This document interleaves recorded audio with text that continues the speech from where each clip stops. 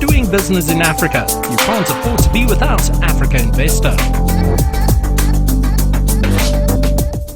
Our first esteemed panelist is Alastair Tempest, who is the CEO of the E-Commerce Forum of Africa. We have Devraj Basu, who is the Senior Lecturer in Finance at Strathclyde Business School.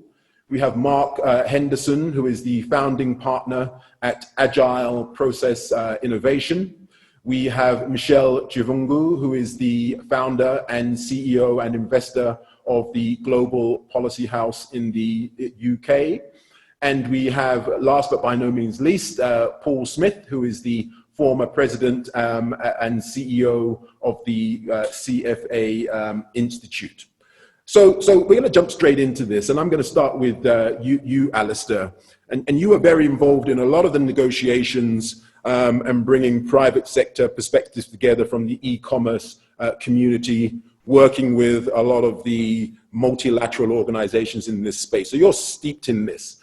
So I'd like you to just sort of give us a quick snapshot of your reflections of that process to date and the engagement with the private sector, but then really specifically and in line with this sort of consultative approach, I'd like your top 5 trade ecosystem problems that you feel RegTech could solve, but in particular, what business models you feel would appeal to RegTech investors from those same very ideas. And then finally, just in terms of the points I'd like from you, if you could just give us your 2 minutes with the president pitch in terms of what would your advice be to African heads of state on creating a hospitable environment for RegTechpreneurship.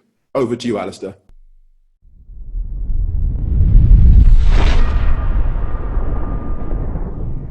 Thank you very much indeed. I think one of the most important things that I've noticed in this whole process is that the African Union has invited the stakeholders in. So I sit, for example, on a digital trade, digital economy working party with Michelle, in fact.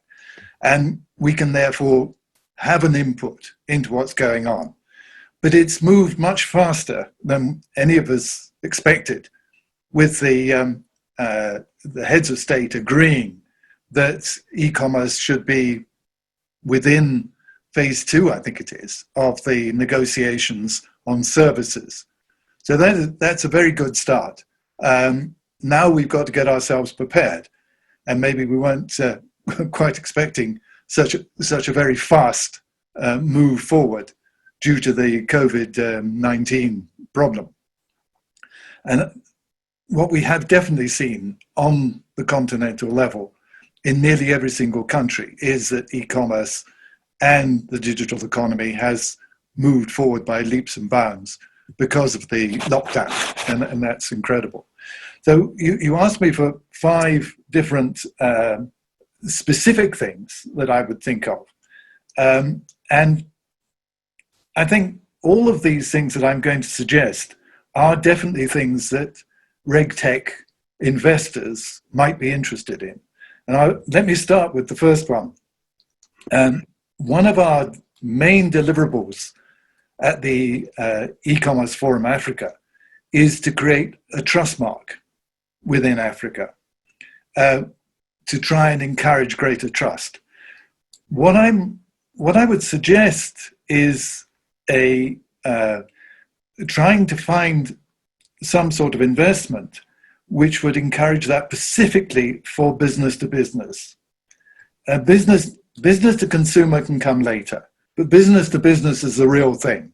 Business to business is the way in which the African Free Trade Area will move forward. And unless we can increase greater trust between businesses across the continent, we're not going to work. So what we would need is something like a blockchain verification system, which would allow us to see whether using a best practices guidelines to see whether company X or company Y wherever it happened to be, in the middle of Mali or wherever, is actually following best practices, whether it is what it say it's going to be, what it claims it is, and also to have an alternative dispute resolution system involved within that, built into that. And there's a specific opportunity, and it is one which we think, in fact, a development aid body might be interested in funding. I mean, actually, we know which body might be interested. So as a specific thing, if anyone's interested in investing in that, delighted to hear.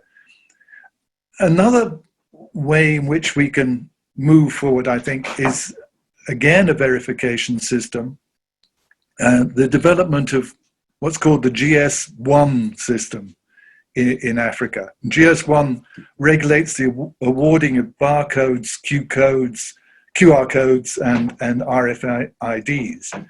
And in Southern Africa, it's run by the Consumer Goods Council of South Africa. Our interest, again, there would be a matter of trust. The more we can reduce the amount of hazardous goods being sold by e-commerce, this is the downside, let's say, the bad side of e-commerce, the cowboys of e-commerce, the better it is. What we've noticed is that, for example, in Europe, the rapid alert system they have, which is called RAPEX, is recording increased amounts of sales of hazardous products. And the worst thing is that 80% of those are aimed at children. So in some way or another, the GS1 system would be a great thing to be able to invest in, to grow it and make it expand across Africa. And of course, there's a business model in that, a very clear one. And indeed, even to create a RAPEX database for Africa. Another issue which I'm particularly interested in because they're members of my board is the East African Community Trademark East Africa, which I'm sure you've heard of.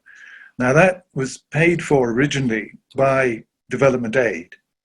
And what it's done is work with the 6 member states of the East African community in order to improve cross-border trade. They've got the amount of time for lorries going cross-border between, for example, Kenya and Uganda down to 15 minutes now, instead of 6 or 9 hours that it used to be in the past.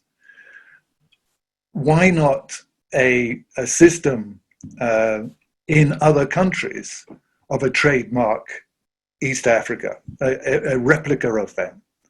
And again, there are certainly business models that can be built out of that. And I think that would be a tremendous thing to get things going. Another issue which would be of great interest is the problem that we have in e-commerce. When selling across borders, if the consumer or the business returns the product, how do you deal with that? It's called reverse logistics. So again, how can we find ways in which reverse logistics can be solved? Working with, for example, the postal operators and couriers, etc. So it would be a sort of business to business and business to consumer issue there. But again, I think a business model can be worked out. And finally, something which, I mean, I'm a European originally. I've lived in South Africa for only 10 years. And as a European living in Brussels, I'm very aware of the difficulty of language. The African Union has been very clever in only choosing 4 different languages. Maybe Swahili will come as the 5th one. But there are those hundreds of thousands of local languages, and investing in interpretation and translation systems to allow business to deal with consumers who may not be fully conversant with even the official languages of their own country is a tremendous thing to close the digital gap, because this is one of our issues, isn't it? We try and close that digital divide and stop the increase of digital poverty. So I would suggest that as my fifth suggestion, if I may. All of them, I think, have got very good business models that can be created simply for investment. And yes, I mean, one of our issues, one of the things that we identified, 13 different things that we considered to be challenges in Africa, was the problem of investment. This is still a very big issue.